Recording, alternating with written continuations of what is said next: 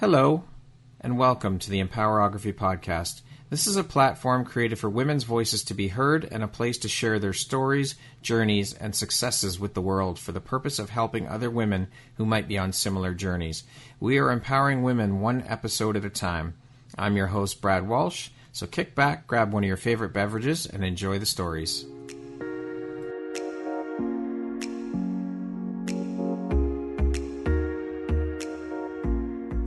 If you're looking for jewelry that makes an impact on your self-care routine and your style, Empowerography would love to offer you a discount code to one of our exclusive partners, Quartz and Canary Jewelry and Wellness Company. Please use code EMPOWER15 to receive 15% off upon checkout at www.quartzandcanary.com. Quartz and Canary is truly the place where spirituality meets style. Hello there, Brad Walsh here, your host of the Empowerography Podcast. Today, my guest is Kady Romagnuolo. She is a best-selling author based in Kingston, Ontario. How are you doing today, Kady?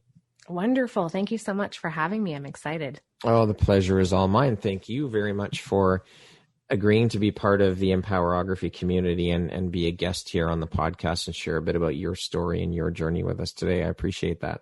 Well, thank you for the platform. I love what you're doing. Thank you very much. I appreciate it. I love doing it. I love providing this platform for women like yourself to get your stories out there. And I mean, hopefully together as a community, we can help reach and inspire as many women as we possibly can together. Mm-hmm. And I think that energy comes through in your work and listening to the other episodes. So congratulations. Well, thank you very much. I appreciate those very kind words. So, Kady, as I alluded to, you're a best-selling author, but you're also a real estate broker, a mental health and spiritual health advocate, a coach, and a speaker. What the hell? Like, where do you have all the time for this? This is insane. All these hats you wear. Yeah. And it's, you know what, it's funny when you actually list them out, I'm thinking to myself, oh goodness. Yeah, I actually am all those things, right? Geez, I do a lot, don't I? Yeah. Well, it's a wonderful question because it makes you kind of think about it. And I think from the outside, people look at the list of things that maybe we associate as titles and think, wow, I'm not, sure that I fit into any of those categories, or I don't do that much in my life. But really, it all comes down to all of them being interconnected. So I think they kind of flow hand in hand into each other. And that's where it allows me to really focus on all of them. Wow. Well, hats off to you for sure, because that's a hell of a lot you have on your plate. Yeah, thanks. So how long have you been involved in the real estate world? Oh, goodness. It's funny because it seems like my entire life. I've been licensed within the industry for going on 13 years now. And I really set out to honestly be an agent when I was like 5 years old. So really? I feel like it's been in me forever. That's an odd age and very young to have figured that one out. Yeah, I blame my parents because we moved a lot. Yeah. And they gave me the bug early on. I just kind of loved the open houses and looking at floor plans and pretending to do contracts. And it just got in me early. Very interesting. So I read that you do or have done a lot of advocate work to support mental health for real estate agents. How did this whole come about, and why specifically the work with real estate agents? I mean, I didn't even know there was a specific need for, I mean, maybe that's naive of me, but a specific need for real estate agents for mental health support. I mean, I know that we as people need support for mental health, but you seem to specifically focus on real estate agents. Right. Yeah. And I think it really kind of came about by accident because I found myself a number of years ago as a successful agent in terms of what you would look at on paper and finances, but feeling like a complete mess inside. Okay. And I really didn't let anybody else know that. And once I dove into those layers and started expressing my own anxiety and what was happening for me and how that related to my career as an agent, I started to realize there was this huge amount of other people that were really connecting with that as well. And it was running rampant. Wow. It's a huge thing in the background where I think it's the industry, and this is my own personal perspective on this, but I think many would probably share this, that we have this kind of persona of either being ultra professional and showing up as, top negotiator or whatever it is that you identify with. Yeah. And then what does that leave underneath, right? Like, where are Right. you able to shine through as yourself and not have to feel like you need to be something specific in that moment? Sometimes it's hard in sales, right? You're selling yourself. Yeah, for sure. So how long have you been a mental health advocate, and how did you begin getting involved in this world? Great question, because I really came into it by accident. Okay. And I never intended on honestly being a coach or doing any of this advocacy work. I think I ended up needing certain things for myself at very important transitional points in my life and my own emotional well-being. And what happened was the shift in me that happened is I went out and outsourced for what I needed at the time. Other people started to notice the shift in my career, and, they didn't necessarily know the internal journey that I was going on, but it was showing outwardly in the sense of my career flourishing. And I started to get other people ask, like, what are you doing? What's going on here? And that's where this idea of, hey, I'm coaching. This is what I'm doing. I'm coaching myself. And I started to have people ask if I could work with them. Really? Yeah.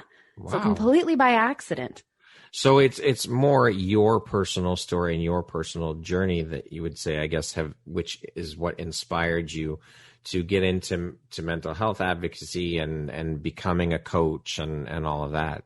Absolutely. Yeah. The need for it in my own life was just the spark that created this all of a sudden awareness of how rampant it was throughout my own industry and then into other entrepreneurs as well.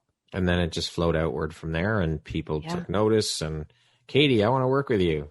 Yeah, it was quite a humbling feeling at the moment to, I'm sure.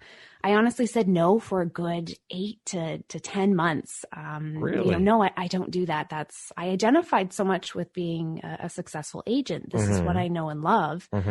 And I wasn't quite sure how to be more than that. Okay. So what I was said the no. catalyst then for you to say, okay, and after, as you said, you kept saying no, and then after about 8 or 10 months, you changed your mind. So what was the catalyst that changed your mind? Yeah, it was honestly a good friend who, kind of shook me by the shoulders and said, what are you doing? Like, are you hearing people? You're not paying attention. Like, what are you doing? Why are you saying no? And when that question was asked to me at just exactly the right moment, it triggered, honestly, it was a very emotional response. Yeah. And when you have a very instant emotional response to a question, you're on to something. Yeah, for sure. Yeah. Can you tell us a bit about your coaching business and how long you've been coaching now? So officially, I have, officially I've been coaching really only for the last year. So it's been about a year solid. Okay. I've been trained as a master NLP practitioner as well as in hypnotherapy and several other modalities, but for about 2.5 years. And it took me that quite a long time to jump in there. So the last year I have been really focused in specializing with people in conquering their fear and really leaning into what is causing anxiety and stress and worry, and how is that not only impacting your business or your career, what you want for yourself in life, but also where does that translate into all of your relationships and what you're really meant for in this life. Fear plays such a big part in all of it. I mean, it prevents us from doing so much in life, and that also plays into our self-limiting beliefs and not being able to get the fuck out of our own way and get out of our own heads. Yeah. I think the reason why I've really honed in to focus on that word so much was because of how much fear I went through in my own life. And at points it showed up as terror. Like I terrorized myself even in some of my internal thoughts. And my childhood was really difficult in many different ways. And I had a household that was really ruled by fear. So it didn't allow me to grow into the person that I maybe would have even been at an earlier stage in life because it had such control over my thoughts. Yeah. And that happens with so many people, right? Yeah. Yeah. It's just, like I said, rampant in society right now too. I mean, look where we are and as a global society, right? Yeah, for sure. I mean, it can be absolutely paralyzing. Yes. What is the most exciting or inspiring part of your job as a coach? Oh, goodness. Honestly, that I still work with fear every single day for myself. So I find that's exciting. And it may sound a little bit odd to people that, okay, you experience fear in your own career. And what is it that's exciting about that? It's because it brings me back down. It kind of grounds me in the sense that no matter what stage you get into, it's okay to understand there's always more coming. And when you're fearful or scared about something, it's just a good indicator of that thing is important to you. It means so much you've built it up on a pedestal and you're afraid of it now. Yeah. Right. So I love reaching that point with people where they think, well, I've got a great amount of confidence. I work with a lot of successful entrepreneurs and they've hit a successful point in their career where they're making an amazing amount of money. But is money the indicator of your happiness? Because likely if I'm having a conversation with that person, it's not. Or you wouldn't be sitting there, needing to talk about what's next for your life. So reaching that point with a client where they realize there's something still there is an exciting thing to work through. Do you think, though, I think that a certain amount of fear is a good thing to have? Like, it's a very fine line. Would you agree? Yeah, absolutely. Because fear also motivates us, right? It does. And it takes a lot of learning to who you are individually and what motivates you, right? So for some people, having that little bit of fear to know, well, what is it that is next? What is it that's making me nervous? Or what is it that I'm avoiding, right? What do I have fear of avoiding that is stopping me from that next stage? And it's that fine line, like you said, where if you let that thought take over, all of a sudden it's pulling in so much energy towards that thing you don't want or that you're afraid of that you can't focus on what it is that you really want. Absolutely. Of all the hats you wear, Kady, which one do you enjoy wearing the most and why? I think speaker is the one that when I get to really put that hat on, it just lights me up in a way that I never would have expected. Myself growing up, at first I was really outgoing. I was somebody that had a lot of spark for life, and life kind of took me down, and my experiences sort of chipped away at that brightness inside of me. And I remember wanting to be a professional singer as a child. Okay. It was my dream, right? That was your dream job, to be a professional singer? It was. Wow. Yeah, I wanted to be a singer, and I took every opportunity that I could to get on stage. I was a natural performer. I was easily able to work through nerves. And then I hit this point when I was about 12, 13 years old where a family member had asked me to perform at my grandparents' anniversary. Okay. And I didn't second guess it. I thought, yeah, great, because I'd love to Not get even a on second stage. thought, eh? No, I loved it. It fueled me. And then what happened though was as I stood on stage for whatever reason that day, when the music started and I was about to sing, nothing came out. Oh no. And I had never experienced anything like that before. And it came out of nowhere. It wasn't a running thought that I was having. I wasn't worried about that day. And it took me so off guard that I didn't even know how to handle the emotion that came up in that moment that I ran off stage. Oh. And my family in many ways has done the best that they can, but they have struggled in their lives too. So they were not really equipped with coming out and sitting the little girl down that just ran off stage and having a conversation with her about what just happened there, right? Because I'm in tears. Yeah, no doubt. I never got on stage after that, ever. Really? Never. That was the last time. Yeah, it debilitated me. Oh, and man. Put it in this little box in my mind and said like, okay, well, that wasn't meant for me. I wasn't meant to be on stage. I wasn't meant to be a singer. I wasn't good enough. And I inserted all of these things and I really cemented them in by not ever trying again. Holy shit. Yeah. That's terrible that it was that debilitating.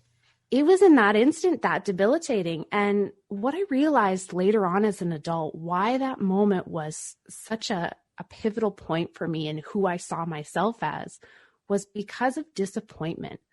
I was so disappointed in myself in that moment that I was not perfect in front of my family that it destroyed all of my self-confidence in the blink of an eye. Jeez, do you have resentment towards your parents for not sitting you down and saying, listen, Kady, it's okay, honey, you know, these things happen, and giving you that pep talk? Well, at a certain point, yeah, I can definitely say that those feelings were there, and I felt like my life was meant for more than what I was doing at the time, and I was taking meaningless jobs, and I just felt like there was always something more. And it really wasn't their fault, because they only had the skills that they had at the time. They only had the upbringing they had to be able to understand how to work through emotions. And we were just not that family that did that. Right. And I think a lot of people's families, unfortunately, don't have those coping skills early on. Very true. Very true. Yeah. So I worked through that in That's heartbreaking, though.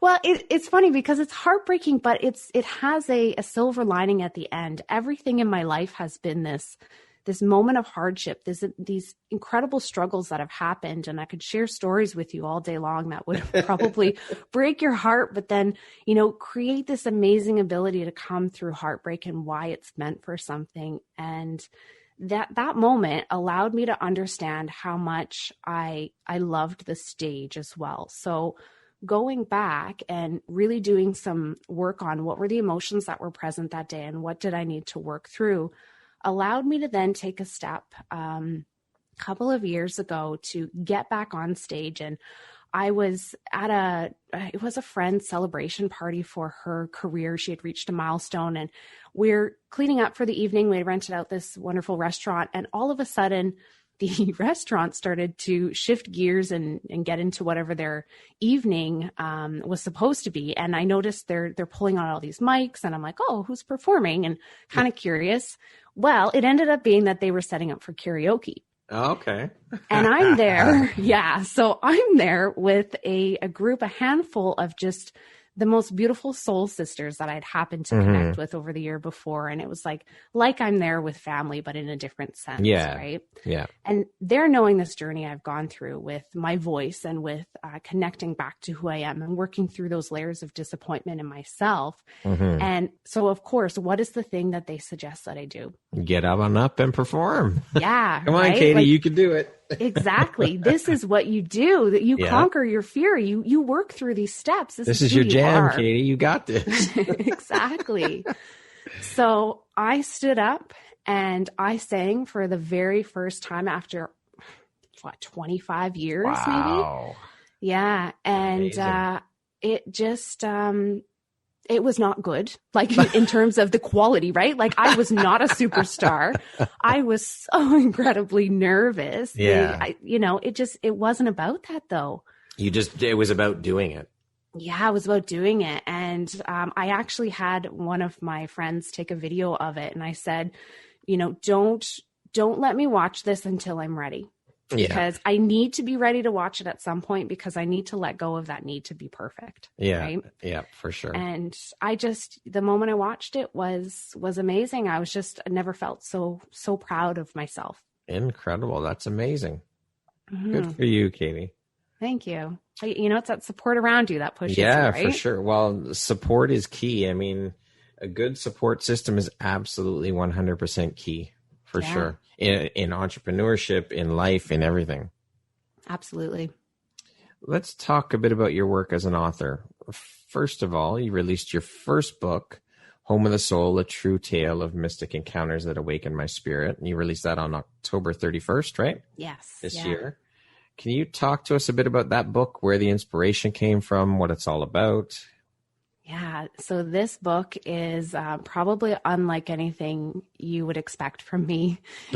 For people who know me, it is quite the page turner. So it really dives deep into the 3 years of my life where rock bottom happened. And the interesting thing for people is that those who knew me well at the time, many of them had no idea that this was happening in the background and the struggles that were going on. I had developed this amazing ability early on in life to pretend that everything was amazing. I was so good at it, and it served me well because I had so many things I had to survive growing up and going to the worst rated high school in Calgary, and my childhood and getting into things as an adult. And it served me well to put on that mask. But when I really, truly, emotionally, physically, and financially and spiritually hit rock bottom, I had nowhere to go but up. Mm-hmm. So this book is about the true story of how I hit rock bottom in an unexpected way, but how it allowed for repressed memories to float up that I had no idea were there from my childhood, and how that connected with the gifts I have in serving others and coaching, and why this connection to fear is so important. It really just allows for everything to make sense within my life that could have looked like chaos for no reason. Wow. Incredible. Sounds amazing. I have to read it for sure. You've got me very intrigued. Well, I've been so surprised in the background and just so grateful for the response. I put this book out with a tremendous amount of vulnerability and really. Well, sure, I would imagine. I mean, that's your life story. So I mean, that would be natural that you'd be incredibly vulnerable.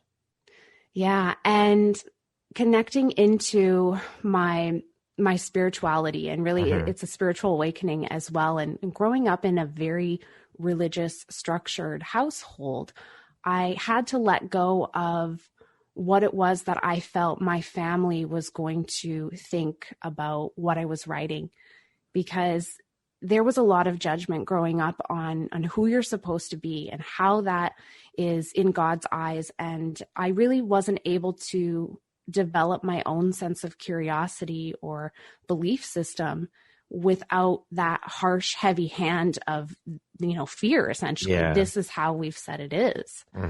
So it was a true opening up in many, many forms to myself and the world. It was kind of my coming out, I would say. I hear Diana Ross singing "I'm Coming Out." Yeah, right. It really was a leap of faith, and the response has been so gratifying and so humbling. And I never even knew it was in the category of mental and spiritual healing on Amazon. And It hit number 1 in hot new release in that category. Amazing. Number 4 bestseller. Congratulations. Thank you. It just really makes everything worthwhile, right? When you feel like everyone else is connected to why that story was important. Well, I would think what would mean even more is the outpouring of support and messages from the people who have read it, right? Yeah. Just so many people connecting with just little parts here and there. I've had people send screenshots of this part made me cry, and you maybe don't understand why, and I cut them off and I'm like, I completely understand why, right? Like, you don't need to explain yourself, and thank you. So how cathartic was the process of writing this book for you, since it's your life story? Yeah, it gave me the ability to make the next steps forward that I probably would have felt too confined to do. So it was an opening up of my heart and my spirit. So it essentially allowed for all of the success I've had to flow. And not only because the moment that you say put the book out, because it's only been since October 31st, but leading up to that, it's been a year in progress. And every step of the way, every word that I wrote just released another part of who I wasn't and allowed me to connect back into who I always was. Yeah. Now, have all these women that have been reaching out to you to tell you how much your story resonated, how has that been cathartic for you? Yeah, great question. And I feel like I'm still integrating it on a daily basis, because every time I'm still surprised at the response, and only because I hid that part of me for so long. And seeing that somebody else had felt that same way, even though it was a completely different scenario in their life, really shows how much more there is a need for me to step out of my comfort zone, to say, this is not about you and what you feel right now. It's too important in this day and age to connect to other people so they don't have to feel that heaviness. We need to walk through it together. Yeah. Amazing. So was the book self-published or did you get a publishing deal? I have an amazing publisher, Golden Brick Road Publishing House, and it's kind of a joint effort. It's a hybrid model that they have, and just a phenomenal publisher, really supportive and engaging on exactly where the project needed to go. Golden Brick Road. Oh, Kylie Hansen. Yes, she is an incredible woman. I've been trying to get her on the podcast as well, and we're going to get that happening at one point. But yeah, I've had a few conversations with her. She's a pretty incredible woman for sure. She is. And what I love about Kylie is what she's really doing. And I don't know if she realizes this or not, but the role model, the steps that she's taking is showing all the little girls out there who identify as being more introverted or quiet or having this, vision that isn't out there and over flamboyant, that type of little girl, that woman can really shine in business and in life by just being who you are and sticking to what you value. Yeah, for sure. Yeah. Just being authentically yourself. Yeah. 100%. I also read that you're a co-author of another book you wrote a chapter for called She Is No Longer Silent. Can you tell us a bit about that book and how it came about that you contributed to that one? This was also released in October as well, right? Yeah, it's been a busy month. Well, apparently. October. Yeah. two books with your name on it. Wow. That's a pretty incredible accomplishment. Congratulations on that.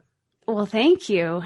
They were really started a year apart, the two projects. So it's interesting that they ended up being published at the same couple of weeks apart. And She's No Longer Silent was actually my first step into writing, where the chapter that I wrote was called Fear, the Bottom Feeder. Okay.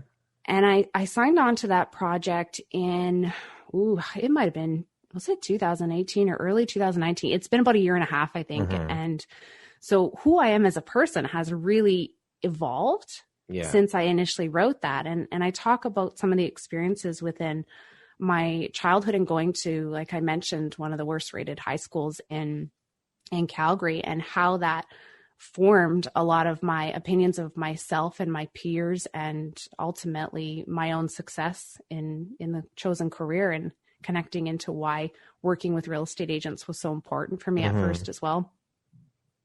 Now, when you say worst rated high schools in Calgary, what do you mean by that? So if you were to look up the stats, it would not be one you would choose to live in that neighborhood because of the educational development ability. It's, a lot of gang activity, a lot of violence, drug use, alcoholism. Okay. Yeah.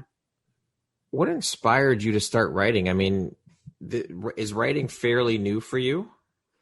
It really is. And this is a big secret that I'm going to drop here on your episode, is that, okay, are you ready for this? Because I've never said this out loud. Okay. Bring it. I'm ready. I had not read another book before the last 2 years of my life. What? I had never, yes. And people think, well, you're an author, you must read a lot. And I do at this point. The last 2 years of my life, I absolutely love reading. And this is going to sound like you're not going to believe this, but I didn't know who Tony Robbins was until maybe 3 years ago. Like that's really? That's how much I had my head in the sand, and what my environment truly was. It was not motivational. You did not aspire to be somebody. Oh my goodness. I didn't know who that was. So no, I had no background in writing.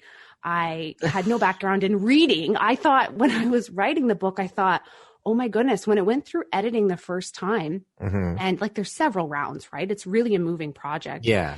And it went through editing and came back, and then I was supposed to, go through the points and see where you want to develop this and that. And the first thought I had was, oh my God, I didn't realize I got to read this book I've written over and over and over again before it gets to finished stage. And I'm like, so really I was not proficient in any of, structured writing or skill set that you might think you have to start.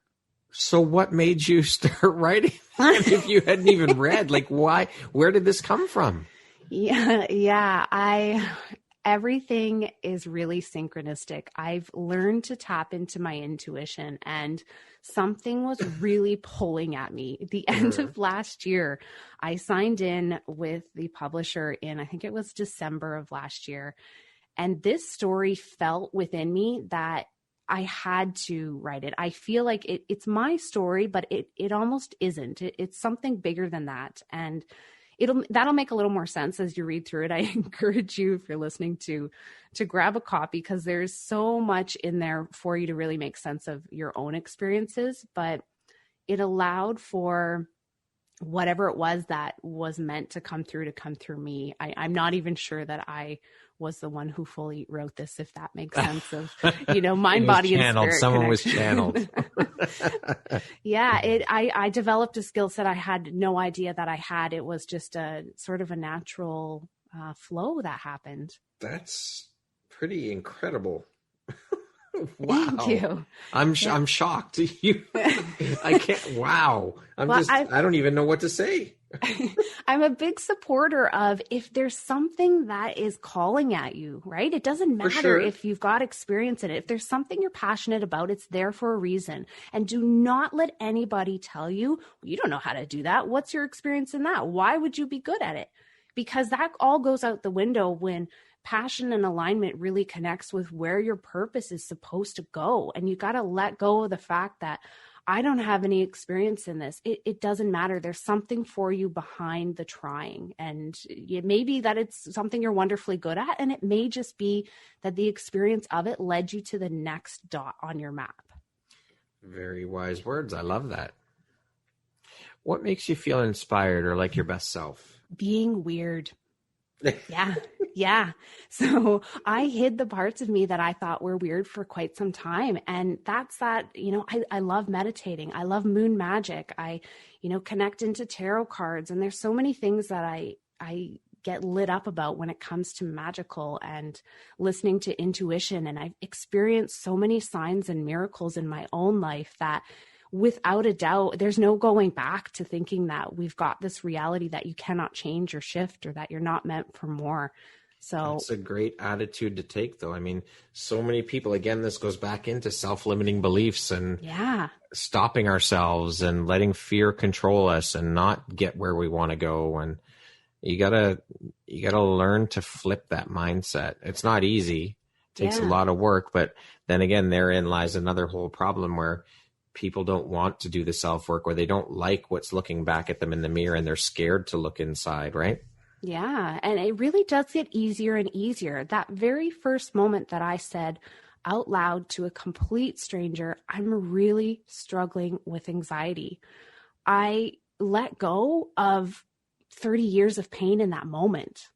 It was the saying of the words out loud. It was the catalyst to then stepping into what's next and not having to see the whole picture in front of me, just what is first in front of you that is causing that feeling that will release so much more than you had any idea. Well, you can liken it, I guess, to like a group therapy type setting too, right? Where, you're in there and whatever the group is for, and you're there listening and watching people get up and speak. It's when someone else says it out loud, it gives you permission to also get up and speak your truth, because you then realize that, hey, I'm not the only one dealing with something like this. Yes, my situation is probably completely different, but it is relatable. Most definitely. And so well said, because whatever you're struggling with today, I can 100% guarantee you that there is somebody else who's struggling with that at this moment, who you can walk through together, or who is just slightly ahead of you to really allow you to walk into their shoes and feel like to help you can pull get you through, right? Yeah, absolutely. Being more vulnerable. Like we all really need to lean into taking each other off of these pedestals that we think that somebody else is better, or, more worthy or more deserving, or we need to cut it all down.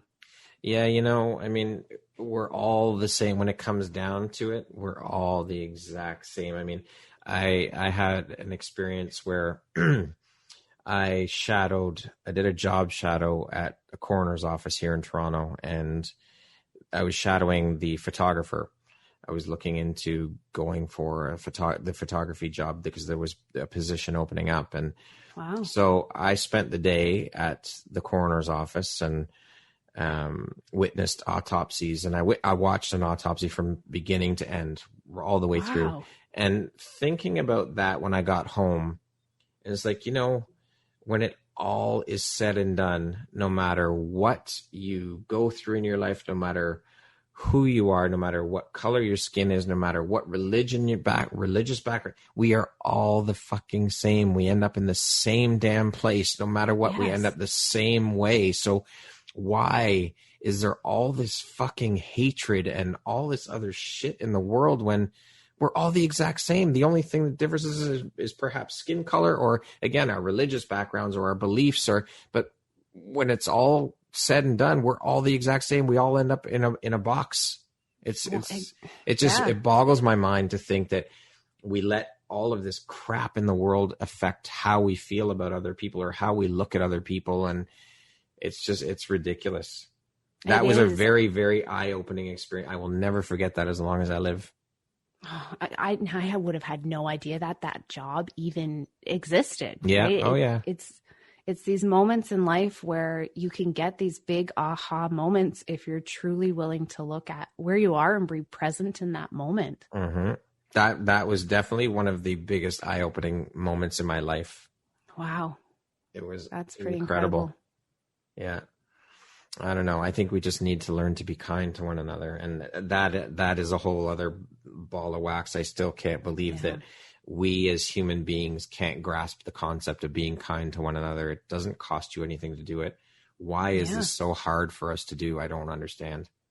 Well, we spend so much time figuring out how to split each other up, how to, be in different groups, and who do you connect with? And when you're searching for your group, I think unintentionally, a lot of people aren't realizing that we are segregating each other. Mm-hmm. Mm-hmm. And it's more about, what is it that's different about me that actually complements you, that makes us the same? That's right. That's right. I mean, I agree with finding your tribe and who you really resonate with. And of course, that plays into surrounding yourself with like-minded people to get where you want to, or to achieve the things you want to achieve, because you're not going to get where you want to go if you're surrounding yourself with haters and listening to all the excess noise that's out there and the naysayers and all that shit. But I mean, you have to find your tribe for sure. So I understand the segregation part of it, but you also have to look at the flip side of it and say you need that as well. You're right. Yeah, absolutely. There's always the two sides of why something, is important, or why, where does it become something that's holding you back? Yeah, for sure. What would you say was a turning point in your life, and how did that affect you? I have had so many turning points in my life. The most recent, I think, and biggest was that the plan that I had for my career and my life and my living situation, the moment it didn't work. So all of it falling apart. And no matter how concise I tried to be with, making things come in order and working towards each step, everything fell apart at a certain point. And that was the moment where I had the choice to decide to fall into that rabbit hole of misery, to say, nothing you've ever done has been good enough. And clearly you don't know how to make decisions. And this is why everything is falling apart. Mm-hmm. Or I had the opportunity to say, what is being stripped away and why? Where do you need to shift your focus to? Because clearly your plan was not the plan for you. Yeah. Yeah. And the reason I live in the Kingston area now, I had moved out from the Greater Toronto area just a year ago, only to here. And it was not a plan. I had to shift everything that was my focus and my career because of these huge jackhammers that were coming down on my life to tell you, what is it that you're doing? Because what's happening in this moment is not aligning to who you are, and you need to shift. And part of that was really leaning more so into the coaching work and authorship and speaking. And the more I tried kind of not to do that, the more I said no, or the more I thought I'm only a real estate agent, this is what I do, I had more things stripped away from me. Yeah. It kept showing up that you need to take this path. Yeah, it kept showing up. And so on a really quite a whim and just trusting my gut and intuition, my husband and I moved out here, sold everything that we had. We had several properties. Yeah. We had been to Kingston once, and that was 3 years. People think we're crazy, but this is how I operate at this point. And it always works out. I trust what I'm feeling. And I'm so fortunate to have this man beside me who embraces my craziness and really lets me be who I am. And yeah, we had been here once, 3 years previous, and it was for a ghost walk on Halloween. So you were there for a few hours and that was it. Yeah, Amazing. Absolutely. Yeah, Amazing. foreshadowing to my life. What would you say is one of the best pieces of advice you've ever received? Okay, so this has got to be one from Steve Jobs. He said, you can't connect the dots looking forward. You can only connect them looking backwards. And I had that said to me by a coach of mine when I was in just the depths of despair, and she couldn't make sense of where it was that I was at the moment. And I certainly couldn't. And those words were the first time I heard them. It's a very well-known speech that was I've never heard that. by, I've never heard that. No? Nope. Oh, amazing. You should Google it. You'll get the whole speech. I can't remember. It was at, it was for a college or university speech. It was something at graduation. I will definitely do that. Yeah. And she said it to me, and it was the first time I heard it. And I remember hanging on to those words that there's gotta be a purpose for this. And this is not the end. And interesting. Looking back, I call them breadcrumbs now, the little things that you pick up and collect as a mass, and they mean something later on. Absolutely. What do you think your unique skill set or superpower is that's helped you become so successful? I think it's that optimism where, regardless of how bad things have gotten in my life, there's always been this little voice in the back of my head that said, but just hang on, because there's something special on the other side. It's just around the corner. And it always comes up, no matter how deep or dark things have gotten in my life at certain points. And trust me, for being an optimistic person and a coach, like, I still have my days, right? Oh, everybody does. That's natural. Yeah. And sometimes it lasts a little bit longer than others, but I've always had this voice in the back of my head that has pushed me forward. And I always believe everything's going to work out. And I just think that has come from somewhere beyond myself. It's not something I've learned. It's just there. It's part of your DNA. It's who you are. Yeah. To date, what would you say is your biggest high or your greatest win? I think that the biggest win is really learning how to be myself. That's a big one for sure. Yeah, that knowing, I really identify with being an introvert a lot of the time. I have my moments where it fluctuates, and learning that was actually a really powerful thing. There's so many wonderful attributes that introverts have that are not heavily celebrated in our society. And I really lean into learning that about myself has created so much joy. Awesome. What do you feel most grateful for in your life? Most definitely my struggles. I wouldn't be who I am without the hard things that have happened. I wouldn't be able to connect with clients to see that there's something more on the other side of what they're going through. And I most definitely wouldn't be where I am and to have the success I have today without those struggles happening. I just wouldn't. Well, they make us who we are, that they build our character. It's just, it becomes part of us and part of our journey. Yeah, I've learned so much, and not only just personal development, I've learned so many valuable skills that people often say, how do you know all of this? And I say, well, because this terrible thing happened and I learned, don't do that. And every time there's a struggle story behind it, but there's so much knowledge. Absolutely. That's, I think sometimes when you get a question or someone asks, would you change anything in your journey or in your life? Would you go, if you could go back and change anything, would you? And more often than not, 99.9% of the time is like, no, why would I? This journey, this is all these struggles, all these experiences made me who I am today. Yeah, absolutely. Who would you say have been the three most influential people in your life, Kady? So I got to give credit to my mom, and she would probably be very surprised that I said her, because she's got her own version, I think, of what our lives were. Mm-hmm. And my mom, the reason she's so influential to me is because she's this woman who has been so incredibly intuitive her entire life and never realized it. And me leaning into some of the things that have happened, I shared with her, because she was always my rock. No matter how many challenges we had, I'd go back to her, and her embracing all of this strangeness that I, really love within my life, and connecting into gifts, and, speaking with spirits. And like, there's been a lot that I've thrown at this woman, and she just always embraces it and always has an open mind. And just, when I told her when I was young, like, time travel is my thing. Like, I really believe that there's time travel. It's going to happen. And her response to me was, how do you know it hasn't happened yet? They're encouraging it. See, that's what it takes, right? Is little things of encouragement, no matter how crazy it seems or sounds. That's a parent's job, though. Yeah.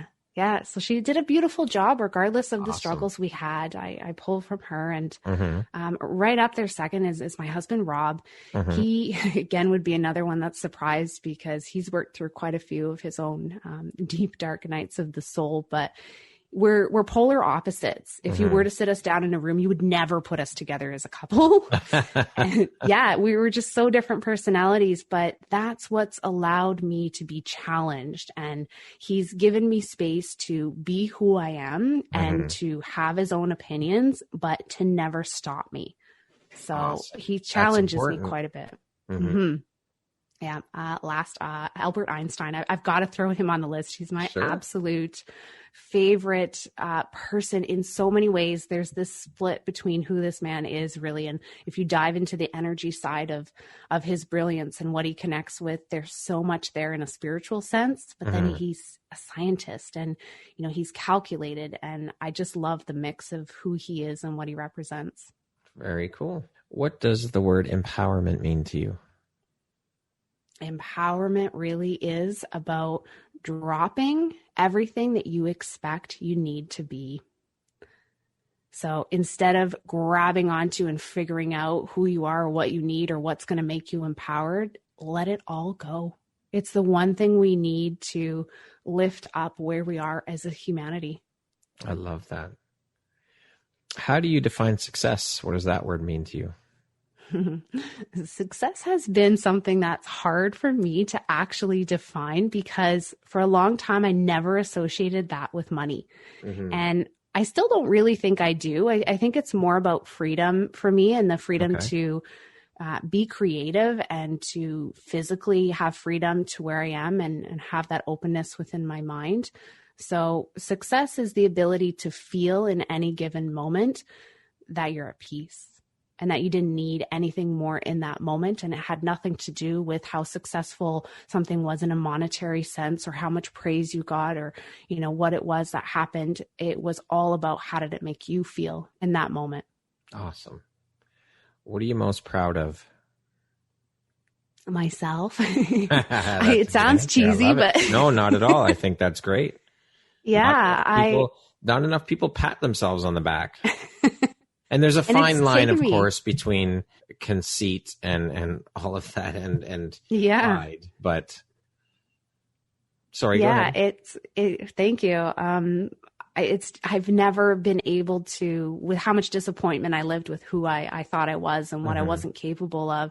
It's taken me a long time to get to that point to say, when you screw up, it's pretty amazing, because it means that you tried, and we need more people that are willing to try and to fail and to learn at those failures. So, keep being imperfect and keep dropping those layers, because that's how we all become more proud of ourselves. It's not about achieving. It's about, what is it that you're willing to lose to grow into who you are. That's a great way to look at it. I love it. And congratulations on getting to that point where you can say that you're proud of yourself. I think it's amazing. More people need to do that. Thank you. What gives you the motivation to keep going?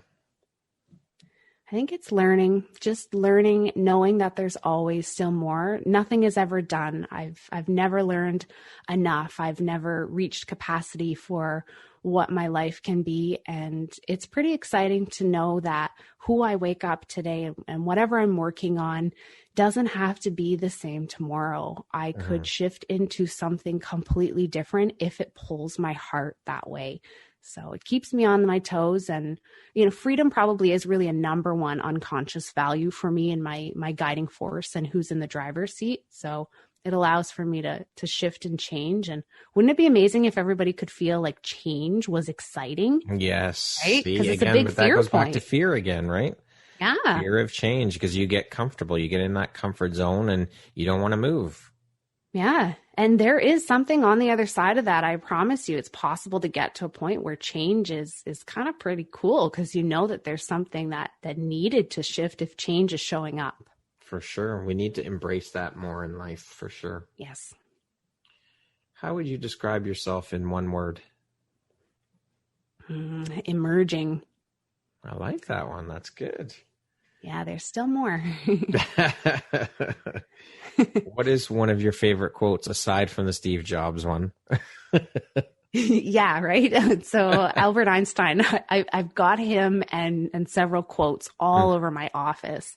And my favorite one that I have on this big board that we painted is life is like riding a bicycle. In order to keep your balance, you must keep moving. I love that. That's great. I've never heard that one before either. Love it. My favorite. What is your personal motto? People are people.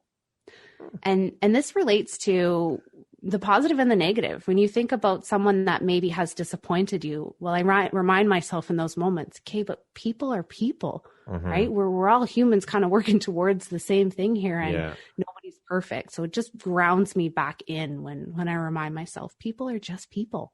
That is a great reminder for sure. Money or fame? This is such a hard question. You'd think that this would be not the hardest question you asked me, but it is. And and that's an interesting thing that I actually want to dive into more on a personal level, because money, it's never ever been about money for me. So I know right away it's not that, but if I were to say fame, I'm not sure that it's that either. So neither. Perhaps. Yeah. I don't know. Is there, I declined to answer. Is there a third answer? That's fine. That's totally fine. Early bird or night owl? Definitely night owl. If I'm, what time is it? It's not even morning and I'm surprised I'm awake. Like I'm not a morning person. All right. What is the most recent investment you've made into yourself? Ooh, this past weekend, I had the opportunity to take my Reiki level 1 training. And it was a surprise opportunity that popped out of nowhere, but I spent the weekend learning Reiki at the level 1 practitioner level. And it was just a beautiful experience of, you'd think in a training session that it's more about, okay, well, what do you got to focus on? But it was totally for my soul. It was just a decompression of all of life in that weekend. It was wonderful. Amazing. Good for you. What is one thing you've always wanted to do in life but never have? I would love to travel to see the pyramids. There is, and even like the Mayans. So I've been to Mexico quite a few times, but I've never really gone to some of the really historical places. And I think between the two, it would be amazing to see. Okay. If you came with a warning label, what would yours say? Do not underestimate. That's a good one. Yeah. If you could teach the world one thing, what would that one thing be? Lean into yourself. The one thing you're most afraid of telling everybody is the one thing you need to express. If you had a theme song that played every time you walked into a room, what song would that be? No Regrets by Magic. Okay. And lastly, if you were to deliver your last 30-second speech to the world, what do you think that last 30 seconds would sound like? I think it would, this makes me laugh because I'm actually picturing it in my head, and I don't believe anything ever ends. So I guess that's what it is no matter what, if I'm leaving this moment right now and this is all that you're going to hear from me, know that it never ends. Everything still resonates. Everything is still energy, and you will keep moving forward. Nothing ever ends. Beautiful. I love it.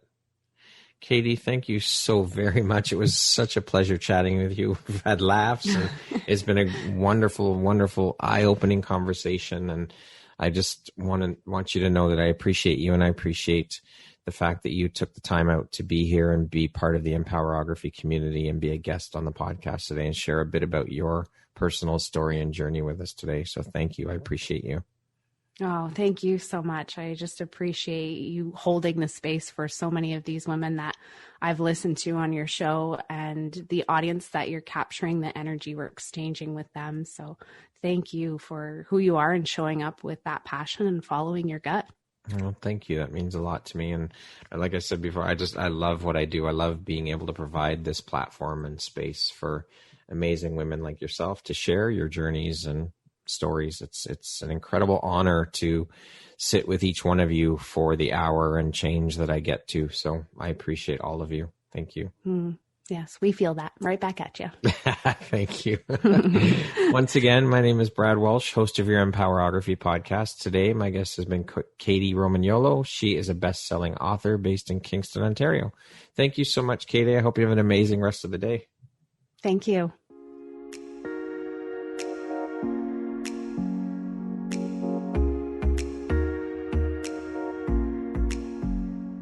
Thank you very much for listening to this podcast. If you haven't yet, please be sure to subscribe, rate, review, and share with all your friends. You can find me at visuphoria.ca and follow me on Instagram at Empowerography Podcast and on Facebook at Empowerography. Please join me next time for another inspirational story from yet another amazing woman.